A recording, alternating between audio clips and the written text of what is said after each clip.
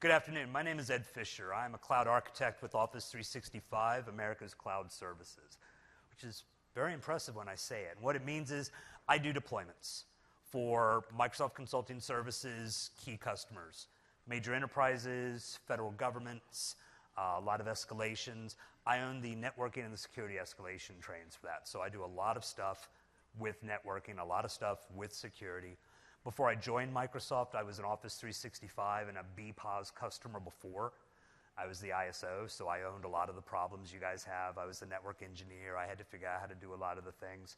So what I'm going to talk about today are best practices for connecting your clients to Office 365. And while a lot of this is Microsoft-specific recommendations, they are, after all, who pays my salary. These are also the, honest to God, guys, I've been there, done that, because I moved 2 enterprises to BPOS and Office 365 before I got hired by Microsoft. So I've seen it from your side. I know what works. I know what doesn't work. I know some of the recommendations I'm going to make will sound really good, and then you'll go back and talk to the security guy, and he'll just laugh at you. I'll tell you where the photos are of him so you can get past that point. These are the things that you want to do for the best experience. They are best practices. They are not the only practices, but the idea is to give you a secure, scalable experience to make the best of the end user experience. Fair enough? So that's what we're going to go into here. In fact, let's talk a little bit specifically about what this talk is. It's how to provide your clients the best experience. Yesterday we talked about bandwidth and servers and applications and traffic flows. This is all about clients. These are recommendations for success. You can take some of them, you can take all of them. The more you take, the happier you'll be in the long run. It's also a sharing of what works well for other customers. My major customers in enterprise, I've done financial, I've done pharmaceutical, federal government, civilian, national security, DoD. So I've gamut. I've seen a lot of people try to do things uniquely, specially, badly. So again, take my advice on this. I'm going to try to steer you clear of the pitfalls, get you in the right location.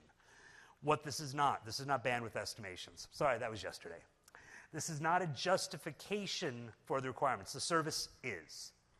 It is a fixed service. It is built a particular way. I'm going to help you understand how it is built and how to connect to it, not why it was done that way. However, if you do have specific questions around the why, after this session is over, I'm happy to have those conversations out in the hall with you for as long as you want. I don't have anything to do in the next session, so save those if you will. It's also not a recommendation for any specific product. If I slip, which I tend to do because I've worked with some of the products particularly, and I say a brand name, please do not take that as an endorsement of that brand name. That's not what this is. Everything I'm going to talk about should apply no matter what your network hardware or security vendor of choice happens to be. Fair enough? All right, I am blind. These lights are very bright. I can see silhouettes. If you have a question, if it can wait till the end and we can go to the mics and take all the questions, I would appreciate that. If you've got a question you really want to stop and ask me during the talk, please feel free to do so. But again, go up to the mic and maybe tap it or say excuse me or do big motions so I can see you, because literally if you're more than 3 rows back, I'm having a hard time seeing anything. I want to start with a mindset. Office 365 is the cloud. It's not the only cloud vendor out there. It is our cloud. There are lots of cloud vendors out there. What I'm saying applies to all clouds. If you're going to control egress, if you want to restrict what users can get to on the internet, you do it at layer 7 or you don't do it at all. Now, how many people remember the OSI model? Everybody knows what layer 7 is? What is layer 7? Higher? Application. Who said it first? I finally heard application. Was this you? I heard it first from the guy back there. Okay. If you were at my last session, you know you don't want me trying to throw this far. You'll never get it. Okay. The application layer. What network devices function at the application layer? Proxy servers. There are lots of multi-layer security devices. There are intelligent firewalls and application filtering firewalls, and great. If they function at layer 7, use them. But if you're trying to control egress at layer 3, you're doing it wrong. It doesn't scale. IP addresses, we're all familiar with IP4. We all know IPv6 is coming out. Have you seen the IP address space for IPv6? You really think layer 3 1990s approaches to egress are going to scale there? They're just not. That's overall. That's the internet. That's not Office 365. This is what's coming. You can't control at layer 3 and expect it to scale. It's just not going to work. But some of you are going to try. Probably the people in this room don't want to try. It's the security guys back at the office who are going to make you try. So let's talk about what it takes to do layer 3 controls. Well, layer 3 is the network layer. So we're talking IP addresses. And they're going to go, oh no, we're only going to allow you to connect out to known IP addresses. So Microsoft, give us your IP addresses for Office 365. Sure, here you go. There's an XML file you can pull, so you can do it programmatically. We'll publish them all. They're right there. Knock yourself out. Build a network group for the O365 networks. Put the Office 365 network ranges in that group. Good to go. Build yourself an access group to allow the ports for TCP, allow the ports for UDP, and then permit. Source will be all your internal clients. Destinations will be our networks, and you're good to go. Sounds pretty easy, right? Any firewall people out there? Shout out if you are. I won't see the hands. Okay, cool. This is for you. Real simple. That Office 365 ports, there's the TCP and UDP ports. We don't need much. Port 80 is for user convenience. If you go to portal.office.com, you will get to it, but it will redirect you to HTTPS. If you go to outlook.com/yourdomain to get to Outlook web app and you don't type HTTPS, you'll make the connection on 80 and we will redirect you to 443. There is no clear text access to Office 365 for clients, but we tell you allow outbound 80 so that when users don't type the full URL with protocol stem, they'll still get there. If you want to block 80 to our services, feel free. It won't break our services, but everybody knows what CRIL and OCSP checks are. Every one of our clients, every one of our processes will do that. If you block outbound 80 to the CRIL or OCSP endpoints, you're not being more secure, you're being less secure because now you're not allowing certificate validation. 443, 99% of all the traffic is going to go over 443. That does not mean it's HTTPS. It may be encapsulated inside of HTTPS, but it is not always HTTPS. Web browsers use HTTPS. Outlook encapsulates RPC or MAPI within an HTTPS wrapper, but it's not gets and puts like a web browser. So don't see 443 and go, oh, it's all HTTPS. I'll just put it through a proxy. We'll talk more about that in a couple of slides. 3278, 5223, that's for link functionality. So are the 50,000 through 59,999 ports. That's for streaming, audio, video. We love UDP. Gets rid of the overhead, gives you the best experience. Please take advantage of that. If you don't want to do UDP, you force us to do TCP, you're going to have a less enjoyable experience. It'll work, but you've got all the overhead. You're more likely to hear audio artifacts, buzzing, the Mr. Roboto voice, screen sharing will lag, that sort of thing. So there's the ports. Now let's talk about the networks. If you're IPv6 and you know it, clap your hands. IPv6, real simple. There they are. Put that up, and you're good to go. Awesome. If you're not IPv6, you're using IPv4, it's going to be a little more complicated. So there's your ACL for your O365 nets. Keep going. You'll get there eventually. Almost there. Yeah. What happens to your firewall when it tries to parse 530 networks? That's what happens. You see what I mean about layer 3 doesn't scale? You can absolutely do it. If you want to do it, feel free. It's not the right way to do it. You're doing it wrong. Control at the proxy, layer 7. So, to proxy or not to proxy? That is the real question. Do you need to proxy connectivity to Office 365? Depends upon what you want to do. Let's review. What do proxies actually do? What do they do? By and large, well, what does the word proxy mean? Act on behalf of. So what are proxies doing when they are proxying connectivity for clients? Well, first thing they're doing is endpoint evaluation. I got a list of names that are good. I'm going to let you go there. I got a list of names that are bad. I'm not going to let you go there. I got a list of names I'm not sure of. Maybe we want to do a little bit closer look at. So they do endpoint evaluation. Every connection that goes through a proxy, the proxy has to go, okay, you've asked for an FQDN. Am I going to let you go to it? Am I going to block you from it? Or am I going to inspect it more closely? Endpoint evaluation. They block the bad things. Not just lists, but content. Ooh, let me scan that file and make sure it's not carrying malware before I allow you to download it. Let me look at that JavaScript and make sure it's not malicious before I let the browser see it. And they inspect the questionable things. I'm not sure what this is. Let's take a look. Let's do a deeper dive. Maybe we'll do some anti-malware scanning. Maybe we'll do some DPI work if we've got an advanced proxy. That's what proxies do. They also cache the things that they can cache for reusable. Hey, if everybody's going to go to the Bing homepage, that graphic's going to be the same for every user, let's cache it. So we use less internet bandwidth, we serve it up more quickly. If everybody goes to YouTube and downloads the same cat video, let's cache that cat video so users 2 through 29 get a faster experience. Okay, hey, caching's great when you can cache stuff. For a proxy to do endpoint evaluation is very simple because the client connects to the proxy, has to ask for the name to allow connection to. That's easy. If it's a destination that's blocked, that's pretty simple too. It'll block. No, you're not allowed to go to that name.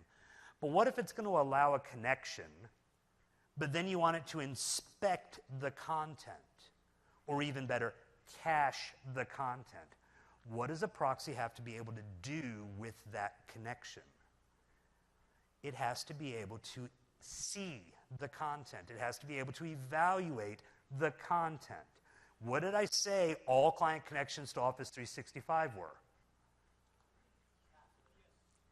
Encapsulated is not an inaccurate statement, but I also said there was no clear text, which means all client connections to Office 365 are what? And therefore, what does a proxy have to do to be able to inspect all of that stuff? Decrypt it. So what does a proxy have to be able to do in order to decrypt encrypted? Yeah, it has to do SSL inspection. Who said it? That was this direction. Come on down. That's a big deal. But while you're coming down, I'm going to ask you, for your proxy server to do SSL inspection, what's it have to have? No, the guy who got the T-shirt, he's got to earn that T-shirt. That was a little trust I gave him. I'm asking you guys to trust me. I'm going to trust him. I gave him the T-shirt, but I want the answer. What's it have to do? Yes, it does. It has to do a man in the middle. It has to either intercept the key exchange, or it has to be able to decrypt the key exchange by holding the private key, or it has to act as an actual SSL proxy, which means it establishes a connection, your client establishes a connection to it. It then establishes a connection to Office 365 or bankofamerica.com or wherever else you're going. And of course, if you're doing that, what does that mean that proxy has to do? Absolutely right. Come on down. You got the last T-shirt. Because what's it going to have to do? It's going to have to generate a cert for every single endpoint. It's going to have to run the encryption for every single session. And here's the fun part. What do the clients have to do with those certs that the proxy generates? Gave it away. What do they have to do? They have to trust it. All right, so Active Directory, everybody? Everybody's got managed workstations. Everybody knows how to go into a GPO, insert a new root certificate authority, tell all the managed clients to trust the certificate. Real simple. It's an Active Directory group policy. What was the key word I said in there? And I know I've got some Mac guys out there because they came up to me with the question that you can't do with the GPO. Manage. So what about all those unmanaged devices? The Linux machines, the non-domain join machines, the Macs. How are you going to get them to trust that root certificate that your proxy is generating? Are you going to go around and visit each machine one at a time and install the certificate? Probably not. So what are you going to tell the users to do when they get that certificate warning dialog box that says, hey, I don't trust the certificate? You're going to tell them to click OK? Get out. Just get out. You're going to tell them to take a warning about security and disregard it? Think about that for a second. Yeah, and I asked for a bunch more, and unfortunately the guy had like 40 stone on me, so I wasn't going to be able to give me more T-shirts. Wasn't going to work. All right, repeat after me. Outlook is not a web browser. Thank you. Outlook can use a proxy server, absolutely. If you want us to put all of our Outlook connections going to Office 365 through a proxy server, cool, we can do it. Do it through GPO, do it through WPAD, do it through a pack file. Feel free. We're happy to do it. What does Outlook do when it connects to Exchange? It establishes a connection. It establishes a persistent connection. If it's Outlook 2013, SP1. If it's Outlook 2010, SP2, it establishes 2 persistent connections. If it's Outlook 2007, it establishes 8 persistent connections. Remember that proxy? Remember that CPU? Okay, how many connections is your proxy server capable of sustaining? Don't know. Talk to your proxy vendor. Bet you it's less than you're going to need. Of every customer I have ever worked with, every customer who has gone and put traffic through a proxy, I have had one who went out and bought proxies that were properly sized. One. In 4 years and probably 27 escalations, plus my normal load. One. And they only connected one of the 4 inbound NICs, so that was a whole nother story. Okay? However, when you're going through a proxy is probably sized for internet traffic. And what does a web browser do when it goes to a web page? It does a GET, pulls the content down, it closes the session. If it's a page that's got a lot of graphics and some CSS and some other pieces and parts in it, it may do a bunch of GETs and it might pull down a lot of content, and then it closes the session. And proxy servers are typically licensed based on users or concurrent sessions. And users translate to concurrent sessions because most users do 5, 6 sessions at a time. Okay, that's how many users you can do. What it doesn't do is go, oh, you've got 30,000 Outlook 2010 clients, and they're all going to connect from 8 in the morning until 5 in the afternoon? Well, let's see. That's 60,000 persistent connections through the proxy if you're going to make it go through the proxy. And that proxy is only capable of handling web traffic for your users. You've already used up all of the available capacity of the proxy. Okay? Outlook's not a web browser. Doesn't act like a web browser. TCP 443 is not HTTPS. Don't treat it like one. So let's talk about what we can do in an environment where we have forward web proxies. First off, we need to change the mindset here. Office 365 is not the internet. You may use the internet to access Office 365. There are some other options. But it is not the internet. It is not some strange, untrusted, unknown quantity you have no control over. It's an extension of your core services. Exchange Online is an extension of your messaging platform. SharePoint Online is an extension of your collaboration platform. Skype for Business is an extension of your communications platform. You control it. You set security. You evaluate what goes in and goes out. You're doing TLS connections over the internet. The internet's just a pathway. This isn't www.somesearchengineresult.com. Who knows what the heck happened to it. Don't treat it like the internet. You're just using the internet as a pathway to access it. Okay? Because our clients use persistent connections, proxying becomes a problem if the proxy servers cannot handle the load. Again, we are happy to go through proxies. All of our clients work through proxies. We do not have a problem with going through the proxies. Proxies have a problem with the load if they're not appropriately sized. Would you put 1,000 users on a T1? No, why not? Is a T1 big enough to support 1,000 users? No. So would you put 1,000 users on a proxy that was likewise too small? It's not the users that are at fault, it's the size of the proxy. Okay, we can use proxies. They've got to be sized correctly if you're going to. But think about what proxies do. We talked about it. Endpoint evaluation, content inspection, caching. Well, Outlook already caches. Outlook is cached mode. Office 365 Exchange Online is built to use cached mode. So the one thing the proxy could really do to help performance, it isn't going to do. We're already doing it. Why would you cache caching even if you could? Remember, to use caching, there's got to be objects that are reused by others. If I send you an email, is the person next to you going to get the same email?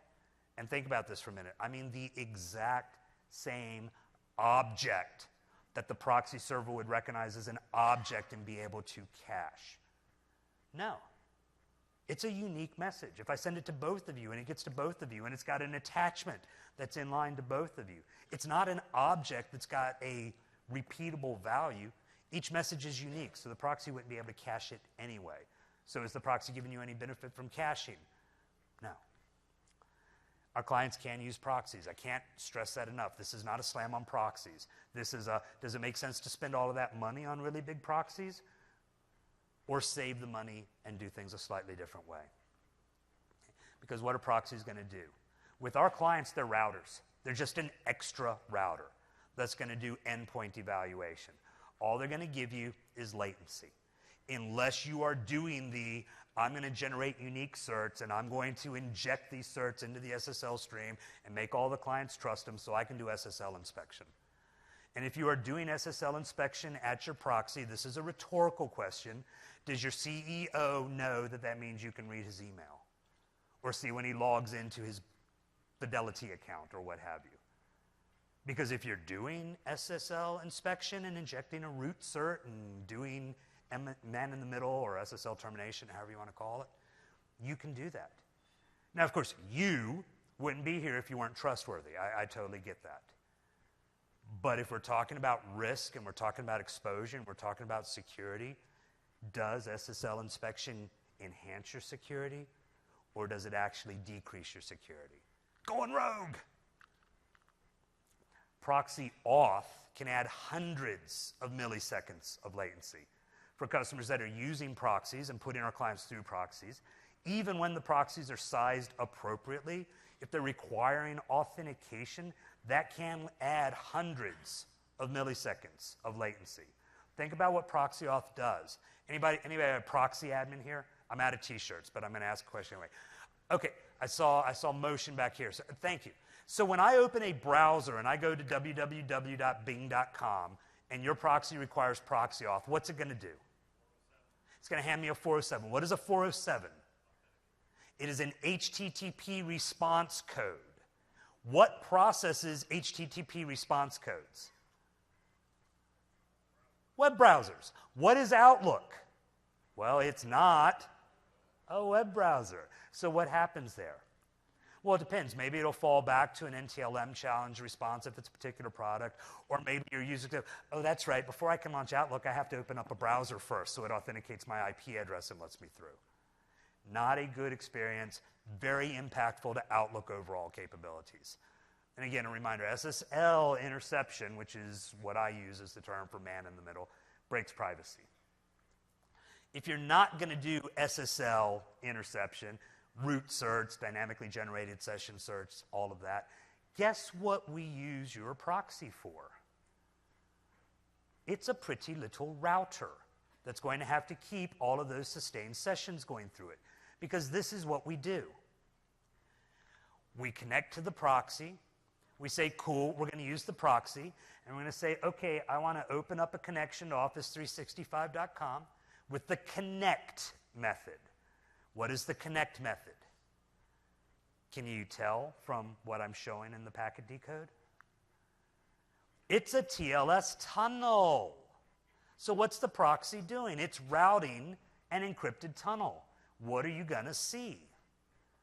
Nothing useful. No packet inspection, no content inspection, nothing. We run antivirus on every single system in the environment. Whether you use Exchange Online Protection or route mail to us, no mail gets into the environment that hasn't been scanned. You run antivirus on your workstations. What's one additional layer of inspection buying you when it's already been inspected 3 times, coming in, going over, coming down, going out? We're just going to tunnel through that route. It's not a proxy anymore. It's a router. But we're chewing up capacity that your web browsing traffic should be using. So what's the approach? PAC files, GPOs, WPAD files. I'm going to show you a PAC file because that's what I like to use because then I don't have to worry about whether you're a managed client or not. We're going to use a PAC file, and what are we going to do? We're going to build a list. And in the list, we're going to put in all of the Office 365 endpoints. And we're going to say, if it's one of the endpoints for Office 365, go direct. We're going to put that as a PAC file or a WPAD file. And that means that when a client gets its IP address through DHCP, it's going to use option 252. It's going to pull that file down. or maybe it'll do proxy auto discover with WPAT. It's going to pull that file down. And now it's going to handle that endpoint evaluation on its own processing and its own memory. So your proxy server doesn't have to. So it's going to say, okay, if it's one of these endpoints, I'm going to go direct. Anything else, put through your proxy. I'm not saying throw away your proxies. And I'm not saying proxies don't have good use. I'm saying inspect the stuff that you have less control over, like www.something.com. Don't add extra inspection on things that are already inspected that can't be inspected anyway because we're doing TLS tunnels right through your proxy. Go direct. Okay? So where do proxies fall down? And this is where I get called in for network escalations because they're trying to put it through a proxy and they do their first couple users and it works, and they do their pilot and it works, and they start doing velocity migrations and they get to that breaking point and then nobody's able to do anything. This is where they fall down. Insufficient connections. Think about your Outlook version, how many sustained concurrent connections you're going to generate, multiplied by the total capacity of your proxy server, see if you've got a problem. Odds are really good you will. You can reduce the impact by using the most recent clients. Remember 2007, 8, 2010, 2, 2013, 1. That is per mailbox. So if you have an administrative assistant who manages his mailbox plus his boss's mailbox, then the 2 mailboxes that the admin has to open, his and hers, that's 2 connections. If they manage a conference room or a schedule or a calendar, if they go to look up something in the GAL, although a GAL lookup's going to close very quickly, that's still a connection. So every Outlook client is going to put multiple connections through your proxies. Insufficient connections, number one place proxies fall down. Insufficient capacity. Hey, it's licensed for the total number of connections that you have, but you're trying to do SSL inspection. That CPU lets the magic smoke out when it gets to about the halfway point because it just can't keep up with that much processing. Remember, we're doing encryption. There's no way to connect to Office 365 without encryption. So if you want a proxy and you want to do SSL intercept, then that proxy's got to maintain 2 encrypted sessions. One between the client and the proxy, one between the proxy and the service. The more connections you're out through, the more CPU processing it's going to take. Off-net evaluation. And this is where I have to be careful not to mention names. There are products where all of the proxy logic is done in the appliance. There are products that offload that evaluation to their network, their cloud services. Those work really well for things that are tolerant of latency, like web browsers. What is Outlook? Not a web browser. How do you think it likes waiting 300, 400 milliseconds for that off-net evaluation to process and come back?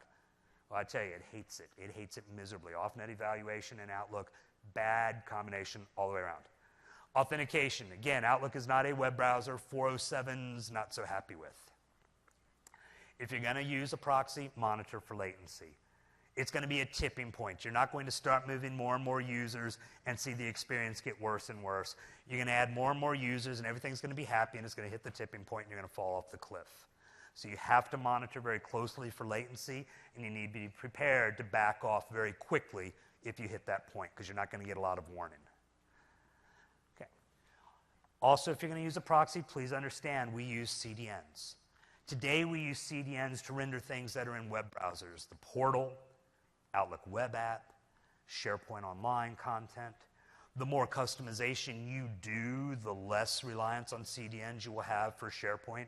But still, our portal, the images that go into Outlook web app, those are delivered by CDNs.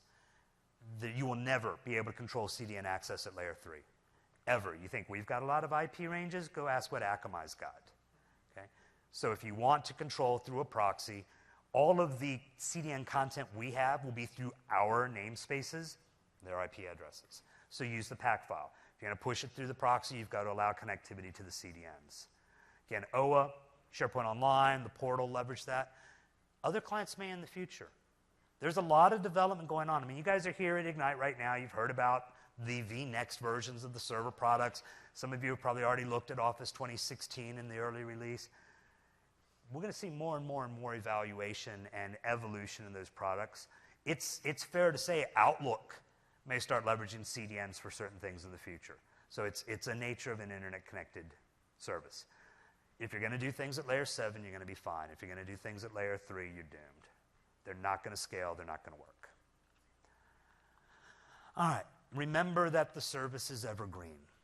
Next important thing for clients, giving the best access. We're going to give you the latest, greatest, best experience. We're going to constantly evolve the service. We're going to keep you on the latest platforms. Clients need to keep up. If you're on Outlook 2007, y'all know it's an extended support already, right? Which means what happens in a couple of years? It's gone. But first, a public service announcement. A moment of silence, if you would, please. Because XP is dead. I loved it too. I really, truly did. But it's been gone for over a year. If you still have XP, what are you doing? If you bought extended support, that's great. But please understand, extended support is for the operating system. That does not extend to services. XP does not connect to Office 365, period. Hard stop. If you've got XP clients and you want to consume Office 365, first plan on upgrading those clients. Another moment of silence, a dearly departed. IE8's dead too. Don't use it. There is no extended support for IE8. There's no security patching for IE8. It flat out doesn't work with Office 365. Stop using it. It's 3 generations behind. Update. Now, I know there are some applications that are dependent upon IE8. I'm going to ask this question in all seriousness. Have you tried IE11 in enterprise mode? Because its compatibility capabilities are really great. And if you are running into something where IE11 in enterprise mode doesn't work, but IE8 does, please come up and see me after the session. I'd really like to know more about that. So here are some best practices. For starters, use the modern clients. Just in terms of impact to your proxy or your firewall or your router or wherever you're doing NAT, the total number of connections difference between 2007 and 2013, that's an 8-to-1 factor. That's huge. Use modern browsers, and I mean the N version, not the N-1 version. We currently support the N versions of Chrome, Safari, Firefox. We support the N-1 versions of IE. January of next year, that goes to the N version. So if you're not on the latest browser version, expect to have a diminished experience. We will not block them, but if there's an issue and you call up support and you say, yeah, this isn't working right, we're going to go, oh, yeah, that's an unsupported browser. Upgrade if you want that to work. We're not going to block you, but we're going to tell you straight up you're going to have issues. Okay? Use modern browsers. Patching matters. How many of you only do security patching and you only do it once a year?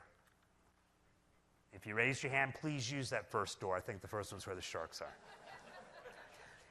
Office 365 evolves. Office 365 adds new features. If you need to consume a new feature and you're not keeping up with your patches, expect to have problems consuming that new feature. We will give you a year's advance notice before we're going to make a change in the service that will break something if you don't patch that was working for you.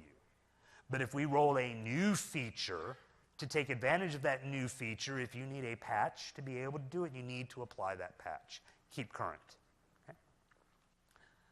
Or as my boss likes to call it, Free Software Tuesday, we're giving you lots of stuff. Keeping things close. The next best way to give your clients the best experience is to keep things close as possible. What I'm talking about is DNS, internet egress, connectivity. This is a very abstracted idea of what our data centers look like. We have data centers all over the world. We have data centers in major regions throughout the world. We want you to connect as closely as you can. Now, if you are a North American customer, your tenant is in North America. But if you're a global presence, you've got clients all over the world.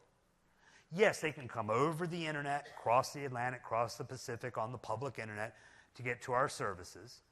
But I would rather you get on our backbone as close as you can to where your offices are. So I want you to have localized egress. Localized egress is dependent upon both having internet connectivity and DNS name resolution close by.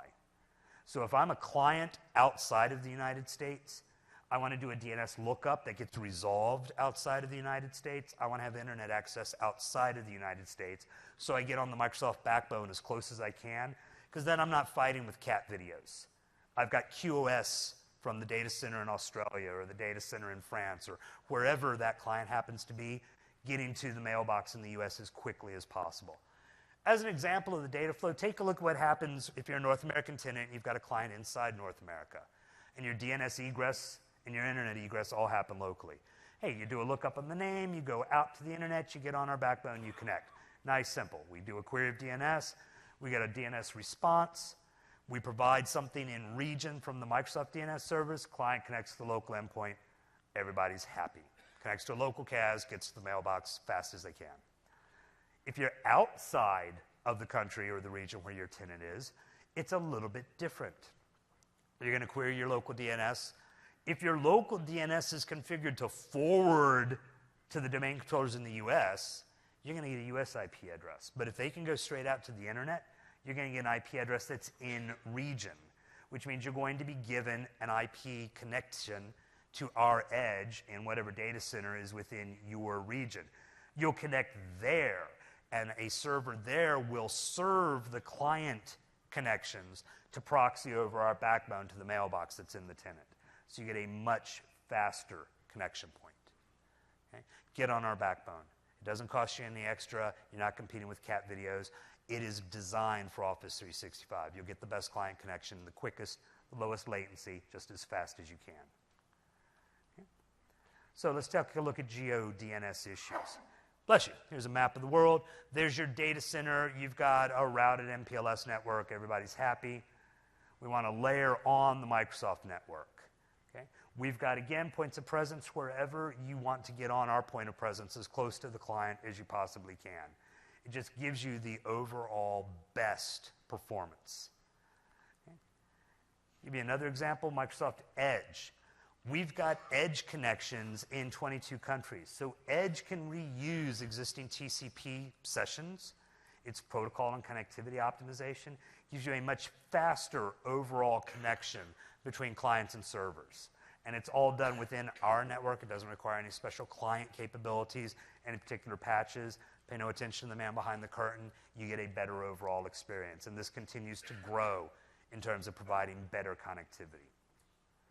Now, as I talked about connectivity as keeping things close. So another way to give clients better experience is to take advantage of peering. Okay? Yes, this is more information that I talked about yesterday. Those of you who came and saw me yesterday, told you I'd give you more about it today. Microsoft has peering relationships with hundreds of ISPs. We've got peering points all over the world. We have one of the most generous peering arrangement requirements of any carrier, any provider. Just about any ISP can peer with us. If you're using one of the major Tier 1 ISPs, they're already peering. But if you're not, talk to your ISP, ask them to talk to us about peering. It's just Microsoft.com/peering. Peering will provide much faster, much closer, much fewer hops for connectivity from your network to our network. And it's all handled by the ISP. These are not dedicated connections. These are not MPLS. These are not VPN. This is simply giving your traffic the most efficient route to our network that is available. And again, peering.database, we're AS8075. If you go to Microsoft.com/peering, you can see what's required. Really, we'll peer with just about any ISP, except Joe's Crab Shack. Good food, bad connectivity. ExpressRoute. Now, I'm not going to spend a lot of time talking about ExpressRoute because there are a couple of sessions that talk about ExpressRoute. But if you want an even better connection, if you want an SLA'd connection, if you want guaranteed bandwidth instead of dependency upon your internet circuit, ExpressRoute is definitely a way to go. You can do MPLS, you can do Ethernet handoff, you can connect to an exchange provider, or you can use MPLS clouds with your carrier. If you're using AT&T, British Telecom, and one other, and I told you this wasn't going to be an ExpressRoute session. There are 3 that'll be available at GA, which is coming up next month. More and more are signing up and are being evaluated now. Gives you an ability to get very fast, guaranteed bandwidth connectivity through. If you use an exchange provider, you can have a minimum 200 megabit per second connectivity all the way up to a 10 gigabit per second connection into our environment. That's your core backbone speed, if that's what you want. I don't know anybody's got more than a 10 gig backbone, unless you're bonding multiple 10 gigs, but then that's long haul. Okay? BGP does require you to run BGP or your provider to service BGP, but you can get up to a 10 gig connection. Or you can go through a network service provider. Quite a bit less expensive, quite a bit lower entry point, 10 megabit per second, up to a 1 gigabit per second. Your telco handles all of the heavy lifting there. Again, BGP is required. Caching. Cache what you can. Caching will always reduce the overall bandwidth impact and will give users the best experience. It's the way the service is built for. So let's talk about what we're caching. Outlook needs to run in cache mode. That's what the service is designed around. If you want to run in online mode, you can, but if you're having problems, the very first response will be, oh, you're not in cache mode? Run in cache mode. How many of you are running in online mode now with on-prem mailboxes you're planning on migrating to Office 365? Anybody? Change that. Go to cache mode before you migrate so that it builds that OST file on your LAN instead of pulling it down across the internet connection. It's built to run in cache mode. Okay? If you absolutely, positively cannot, consider alternatives. You want persistent storage for your VDI infrastructure. That's costly. I get that. You don't need to give every user 50 gig. You know you can control the size of the OST file, right? You use GPOs. In the Outlook 2013 client, it's a slider bar the end user can use if you want it to. You can set it based on a maximum size, a maximum date range. So only cache the most recent week or two of mail, only keep 100 meg worth of mail, whatever works. But give your VDIs persistent storage. Let them run in cache mode. You're going to get a much better experience overall. Okay? Or put them on Outlook Web App. Outlook Web App and Exchange Online is the Exchange 2013 version of Outlook Web App. Fully functional. Great experience. I have customers who have offshore resources, typically programming and dev resources. They don't even provision them with Outlook anymore. They just give them a browser. Say, here, connect to the mailbox through OWA. They can do everything they need to do except mail merges. And how many people need to do mail merges? Not that many. Okay? Or if you absolutely positively must run in online mode, if your VDI is in a well-connected data center, again with peering and local egress and good bandwidth availability, we will not block you from running in online mode. If you have less than 150 milliseconds of latency from your client to the service, online mode will work really, really well. If it's above 150 milliseconds, and of course proxy servers and routing and DNS and authorization all add up to that stuff, the experience is going to diminish very, very quickly.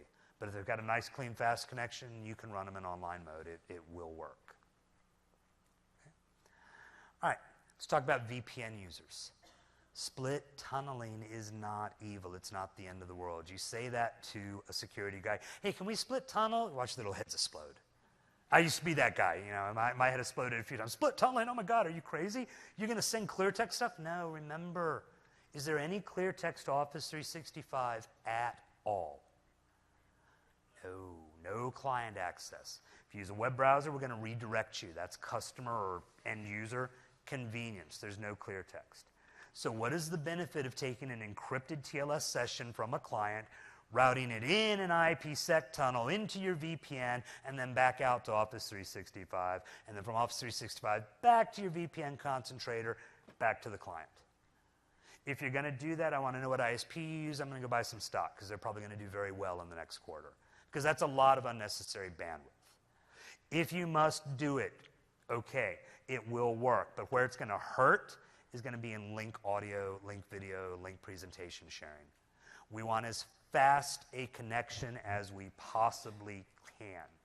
And if you're going to take encrypted traffic and re-encrypt it, remember there's a maximum packet size in most technologies these days of 1,514 bytes. What's the maximum payload in an IPsec tunnel? I wish I had a t-shirt for somebody who knew that.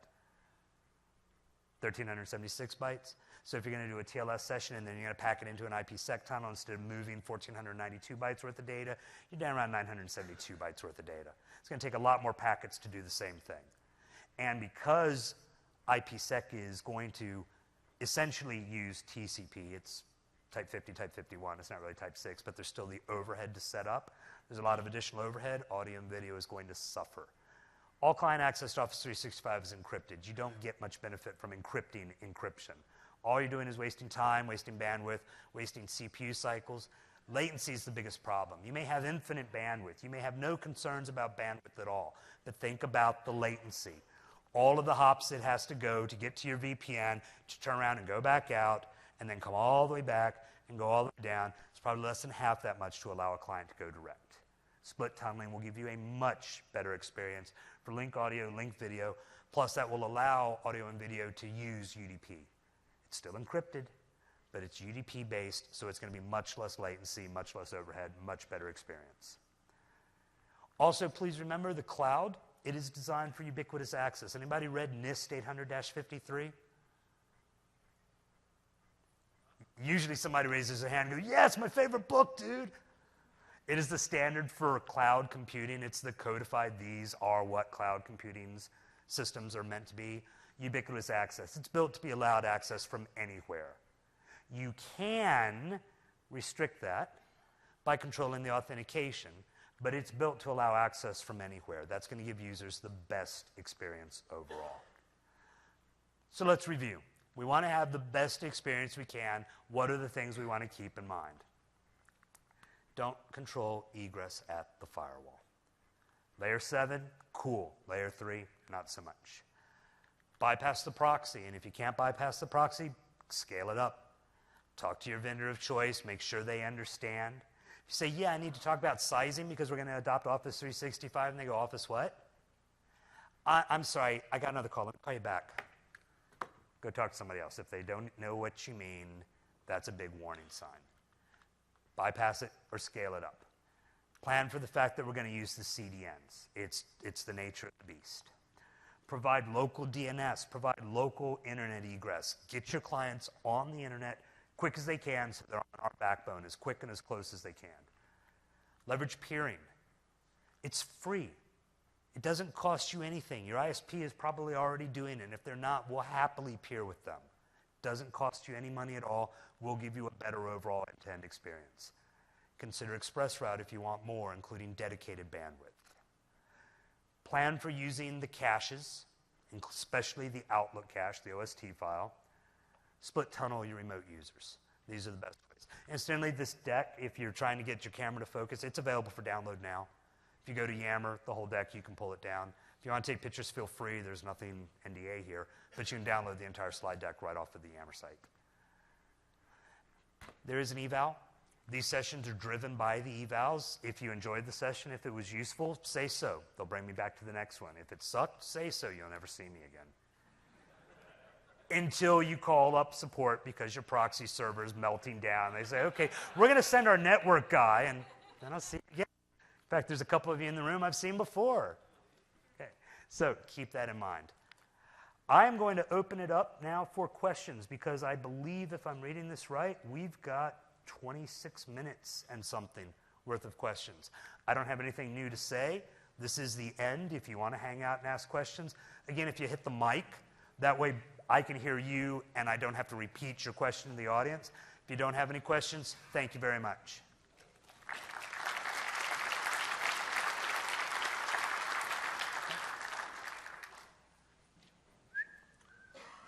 Yes, over there. So I'm probably the one big fan of NIST 800-53. So say I do all the good things, bypass my proxies, go direct to firewall. If you look at 20 to 30,000 endpoints worldwide, how do I keep a APT actor with credentials using a stolen credit card from exfilling data right out to OneDrive?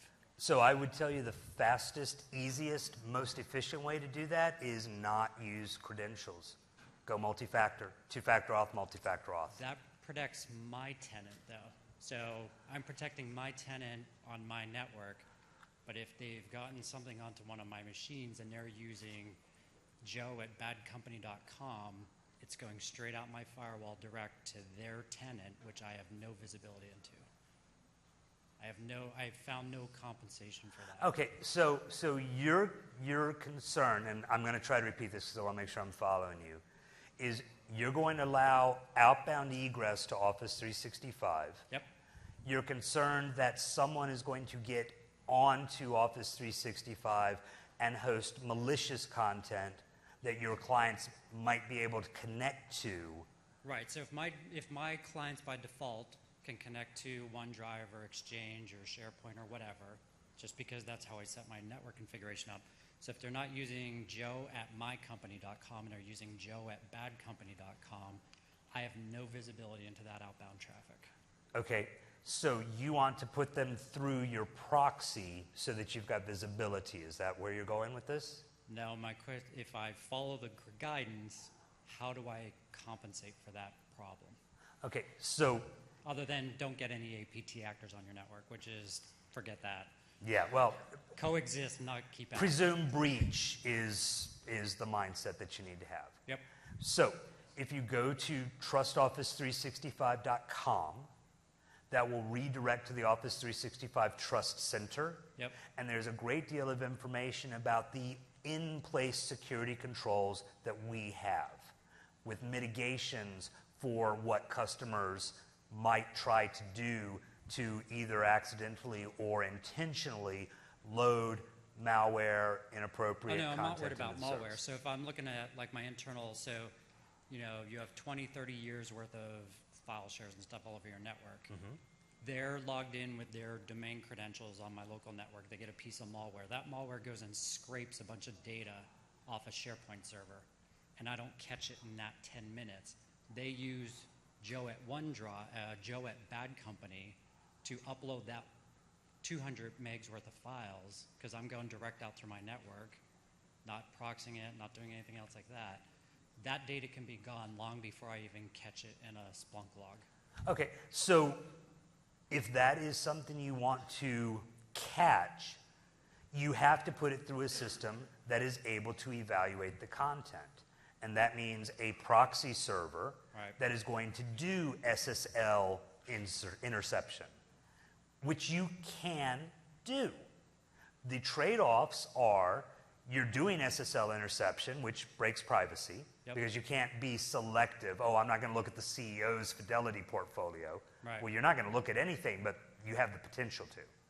And you have to size that proxy solution suitably to be able to handle all of those concurrent SSL sessions. Right. You can absolutely do that. You get that kind of security. You trade a little bit of privacy. You've got a management issue of getting that root certificate installed on all the machines, including the ones that you don't manage. Yep. And then you've got this cost for a proxy server that is capable of handling that load. Right.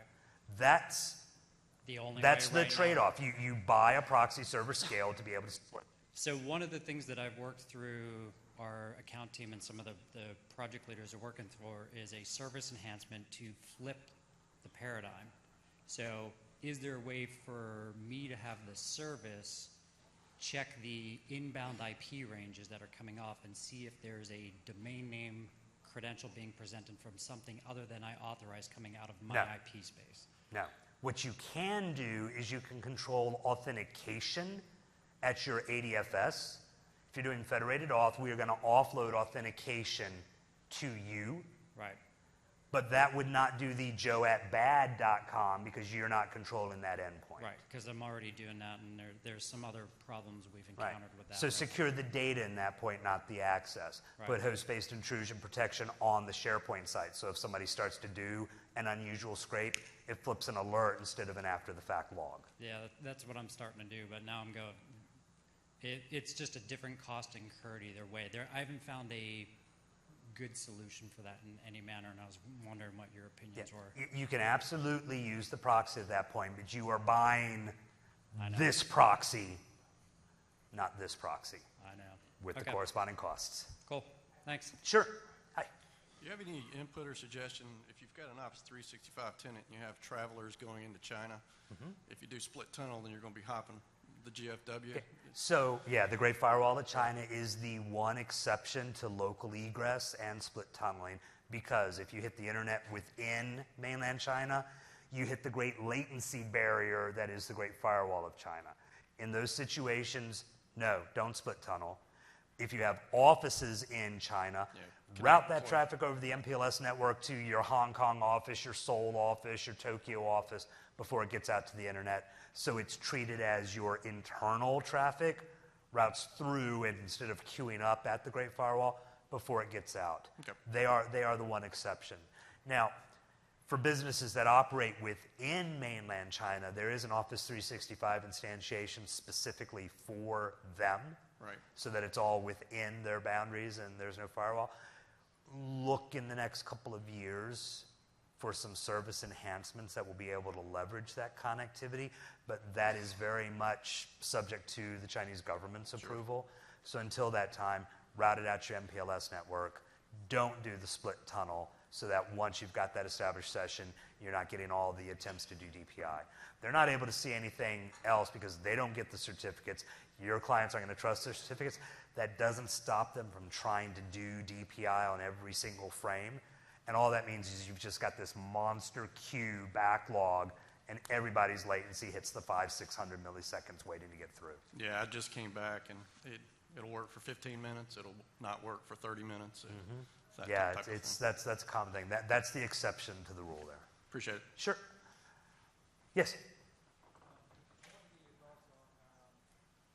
We currently have a proxy with no default gateway, Okay. and I want to get your thoughts on what you think is the best practice as far as routing around the proxy, as far as, I guess, implementation and is it pack files? You said not using routes. I mean, our network guys flipping out about the amount of IP changes that you guys do and doing it based on IP, and you're saying, no, don't do it layer 3, do it layer 7. Can you, Yeah, it won't scale. You saw how many networks there were. So if the proxy is the default gateway, that becomes challenging to route around. That's not a unheard of, but it is an uncommon implementation.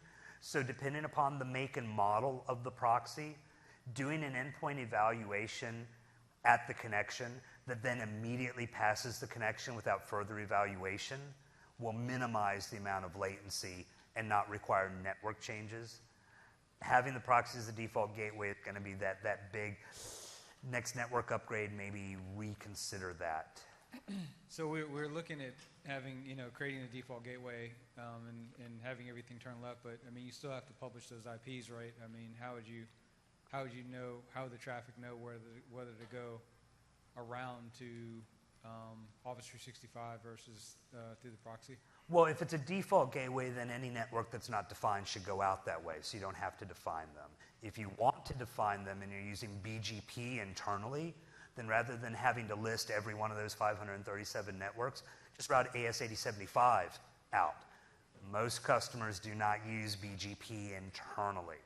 So as a default gateway, route everything out through it.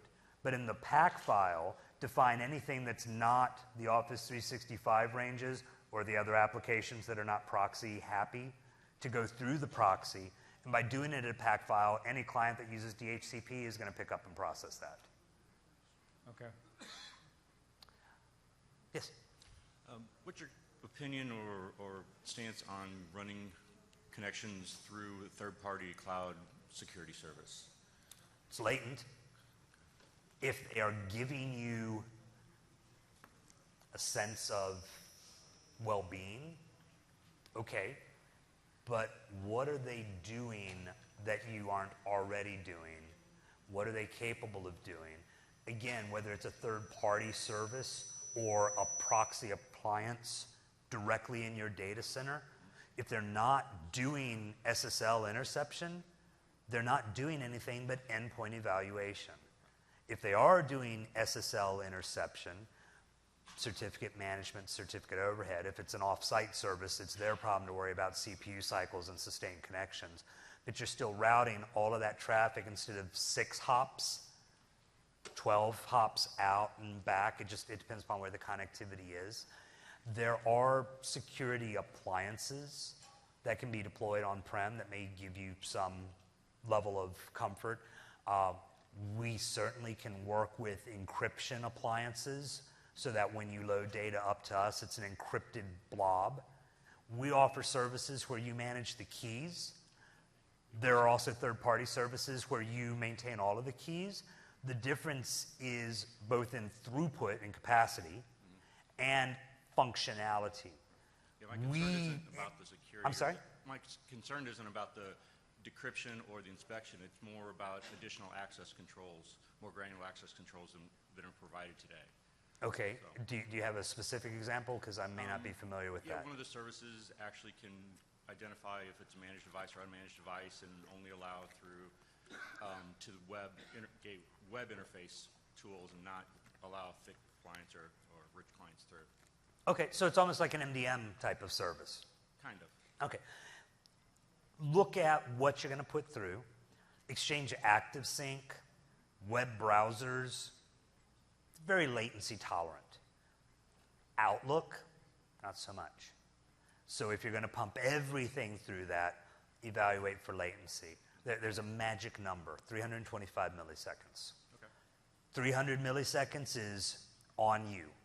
If the client request from Outlook can get to one of my cafe servers in 300 milliseconds, and I service that request in 25 milliseconds or less, you're going to have a real good experience. But if it takes 301 milliseconds to get to my cafe, Outlook's not going to be happy. So if you can get through and back, or get through your proxy, whatever you're doing, if you can get to me in under 300 milliseconds, you're going to be okay. But every extra hop is that many more milliseconds of latency. If it's an off-site service, obviously that's a lot more internet hops, unless they're on your MPLS network. Evaluate your latency there. Pilot it. Take a look at it. Great.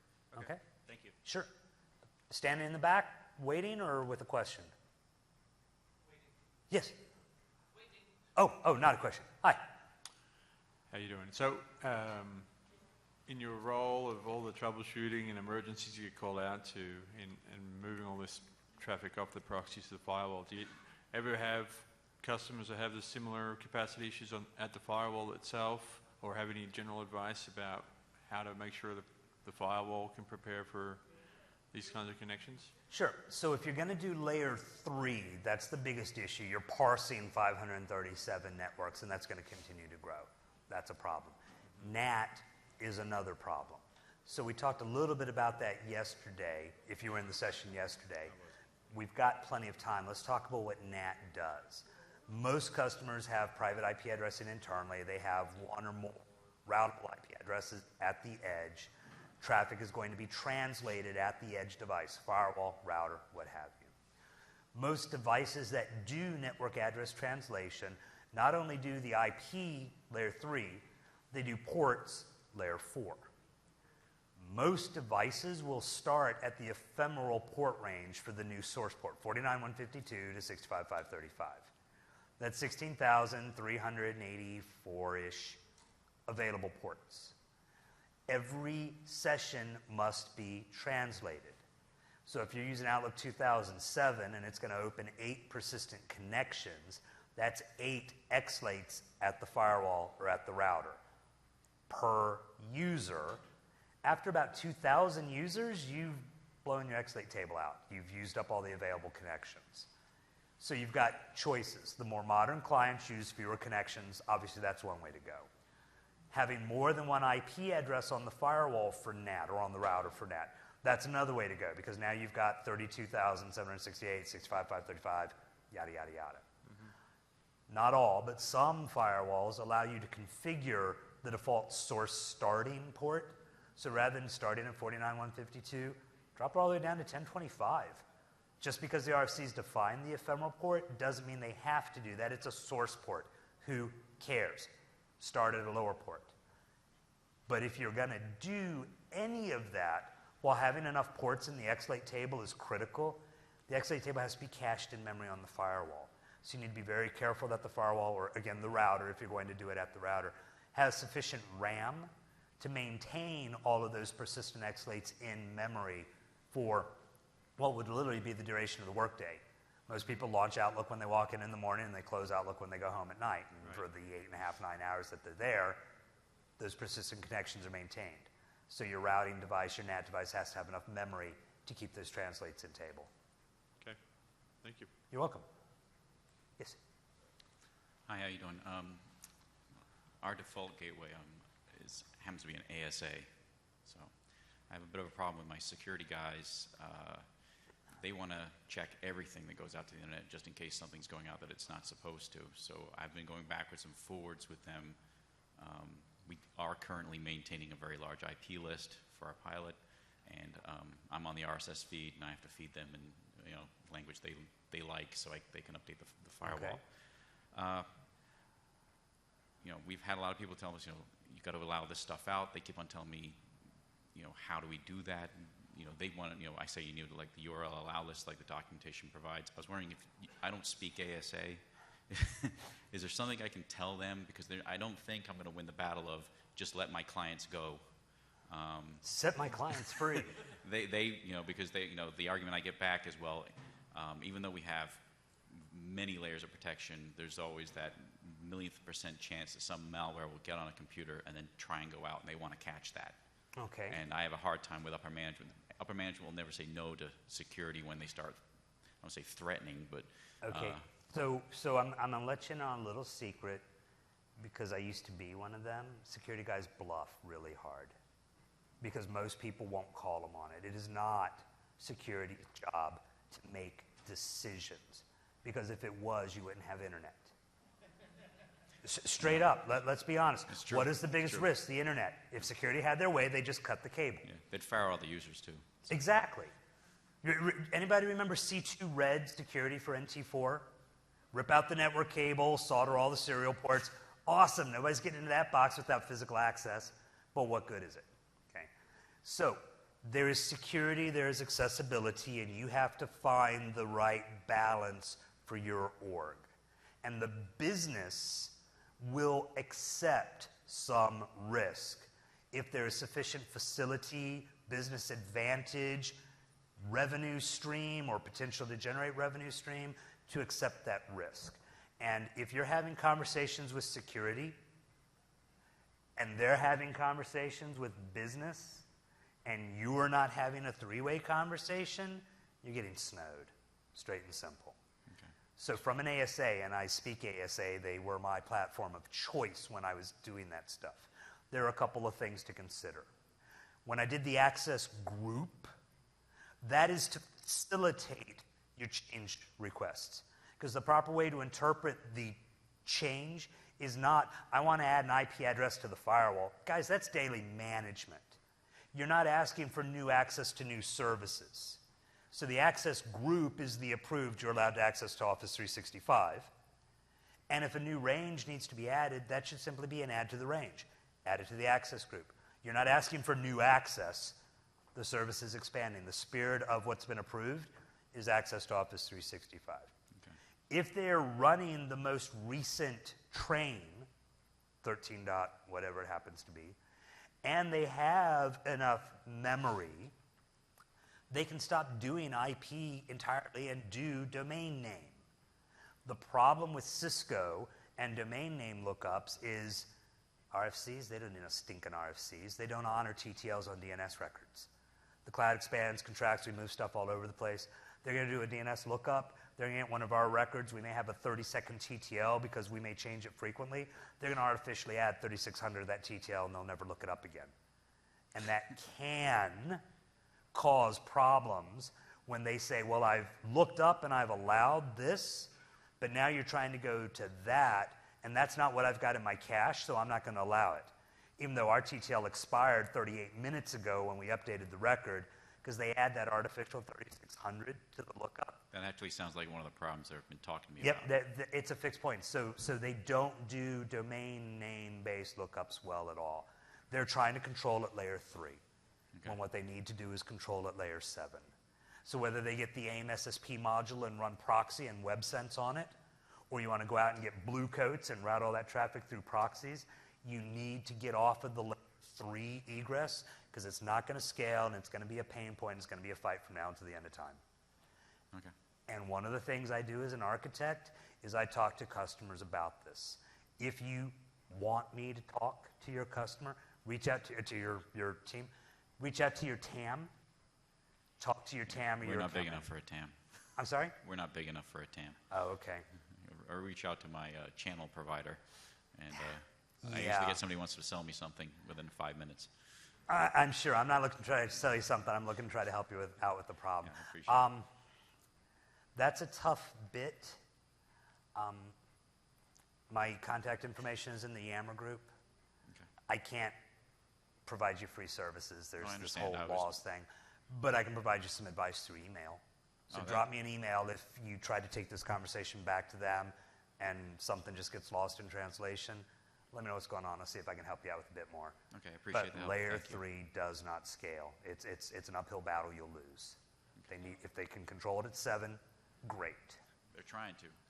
Okay. Yeah, this is good. Quite the same level 3 battle with, we tried going full DNS name. Support has explicitly told us the DNS name and the IP addresses are not a match. So there's actually a TechNet article that says if you're going to explicitly firewall, use these DS names and these IP addresses, and it's not the CDNs. You can't go DNS name fully on your firewall rules if you're doing layer 3. Well, on your firewall rules at layer 3, yeah, okay, I'll buy that because we don't control the CDN space. No, it's actually Microsoft space that there's IP addresses that are accessed are not in the .sharepoint.com.exchange. There's other ones you guys are using. Support has an article posted on TechNet about it. It doesn't, you can't go DNS. I've got about 3 minutes left. Let me talk to you about that after Okay. we get through here. We've got a couple other questions. I may get you to forward me that. Question there?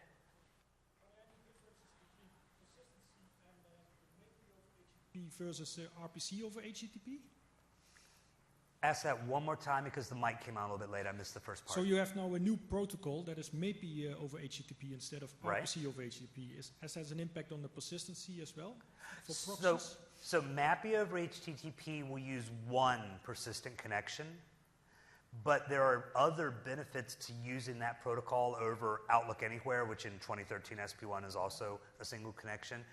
There is an abstraction in Outlook between the network, so not just the OSI abstraction, but the client abstraction. So one of the biggest benefits is laptops moving from an Ethernet docking station to a Wi-Fi connection. In Outlook Anywhere, you get the pop-up, I've lost my connectivity. It takes a few moments before it reestablishes connectivity. In MAPI over HTTP, it doesn't even notice. It's just connecting.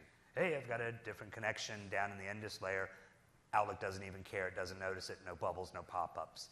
It is a more efficient protocol in terms of the total amount of bandwidth trending over time that it uses to do the same operations.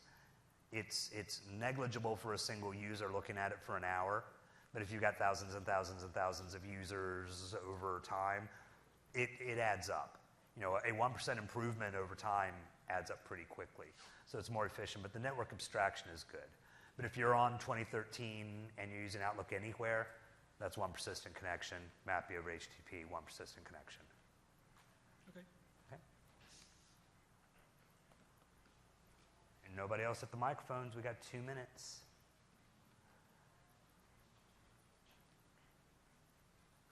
I'll start packing my. Oh, somebody's running forward. Yes, ma'am. Does that work? Okay. So quick question around the caching options or always cache on VDI. So what is your recommendation? Let's just say that we're limited to have to use Outlook 2010. SP2, I think that's the minimum. Okay. And we'll be having about 2,000 users on Office 365. What would be your best practice recommendation on that? I think we're looking into OST redirection. So OST redirection to persistent storage on their file shares, their H drives, what have you? Uh-huh. Yeah, that's great. As long as it's persistent so they don't have to build the OST every time, Outlook will be able to map to that OST. Now, remember, an OST is built for that. That is not to say redirect PSTs. Big difference in file format. You go into Office 365, you're getting a 50 gig mailbox, you shouldn't need a PST anyway. But you can certainly redirect the OST over to non-VDI connected persistent store, like your network home drive on the SAN somewhere. It's persistent, it exists, Outlook launches, it's got that cache file, it's working from cache. Okay. And so there's nothing that we'll need to watch out for, a certain level of, server version that the Citrix is running on and type of storage or type of clustering and the back end with a pointer to the storage and Not for that. nothing? Okay. Now we're just talking typical disk I/O and network traffic between where the Outlook client is running, network traffic, to where that data is stored, your SAN, your NAS, wherever your H drive happens to be, or whatever drive letter you happen to use.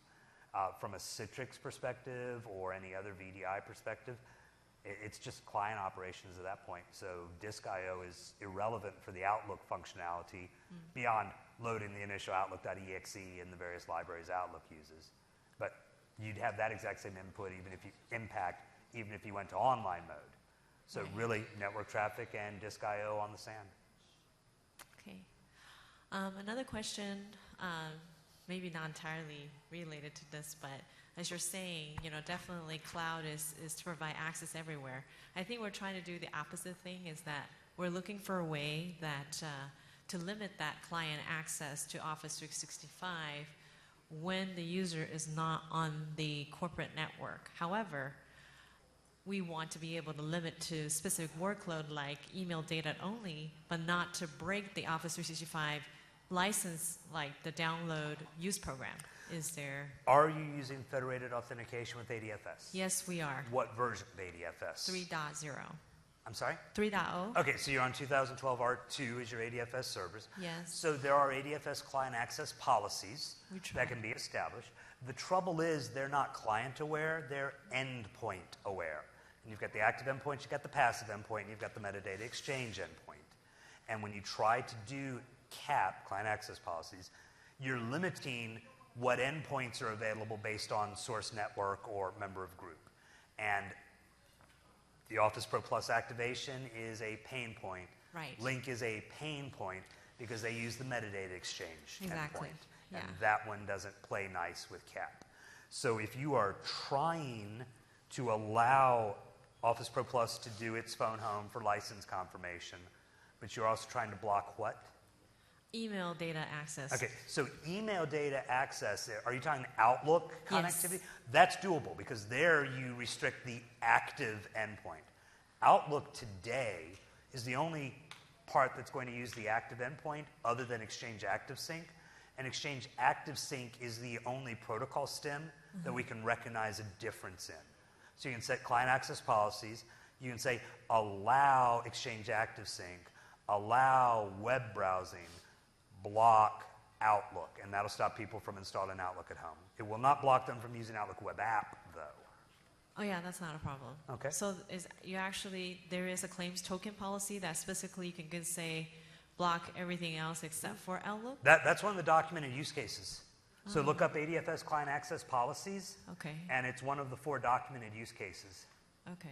Because we even tried the multi-factor authentication using certification, and that it works somewhat, but it actually also blocks the use of a login to Word, Excel, not really activation, but even using it, Right, because it so- wouldn't pass that credential.